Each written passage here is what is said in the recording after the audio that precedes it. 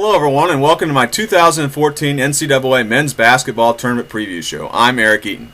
In a few moments I'm going to predict the tournament games for you, starting with the round of 16 and ending with the national championship game on April 7th in Arlington, Texas. But before I do that, I want to give you the first round winners in Dayton, and I also want to give you some upsets that I like in the first and second rounds of this tournament. Let's take a look at the winners in Dayton that I like. I like Albany over Mount St. Mary's, NC State over Xavier, Texas to beat Cal Poly, and Tennessee to knock out Iowa.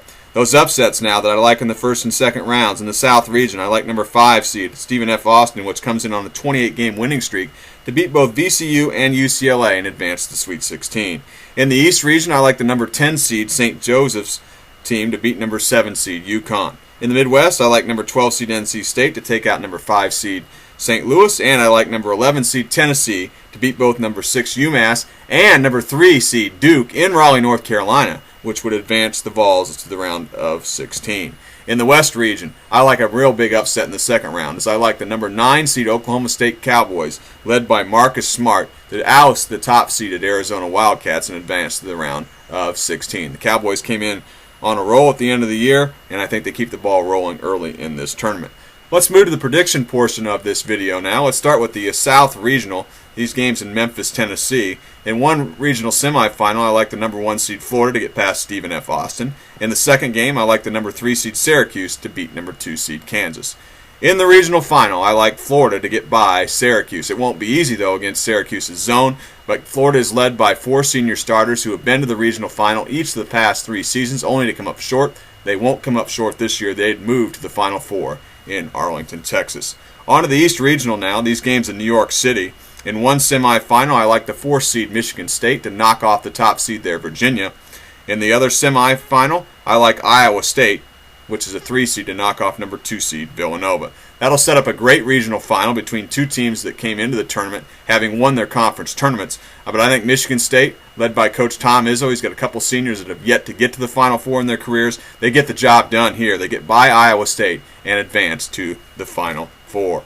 Let's move to the West Regional now. These games in Anaheim, California. In one semifinal, I like number 9 seed Oklahoma State to knock off the 4 seed San Diego State. In the other semi, I like the 3 seed Creighton to move past number 2 seed Wisconsin and get to the regional final. In the regional final, I like the number 3 seed Creighton Blue Jays to advance past Oklahoma State and get to the Final Four. You know, Creighton is led by an outstanding senior, Doug McDermott, who is one of the top 10 career scorers in NCAA history. I think he's going to strap the Blue Jays to his back in this tournament and guide them to the Final Four, and that'd be quite a story. Now the Midwest Regional, these games in Indianapolis. In one semifinal, I've got Wichita State, the top seed, to take on the 4th seed of the Louisville Cardinals. Wichita State entered the tournament undefeated at 34-0. They should be 36-0 at this point, but I think the dream ends here of an undefeated season, as I think Louisville just too hot at the end of the year. They're defending national champions, playing close to home in Indy. They're going to move to the regional final.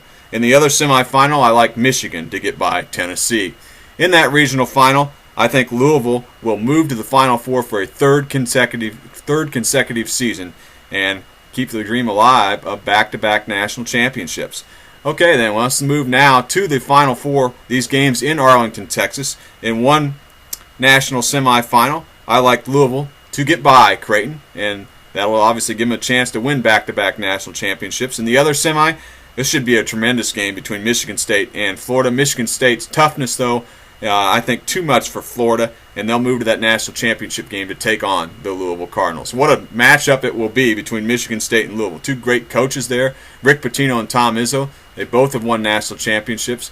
Pitino has done it at 2 schools, Kentucky and Louisville, and of course Michigan State in 2000 won the national championship there for Tom Izzo. But I like, in this ball game, I like Louisville to win this national championship game for a second consecutive year. I think they get to the title game. They've got a shot at history to do something that is rarely done. Russ Smith, a tremendous player for him.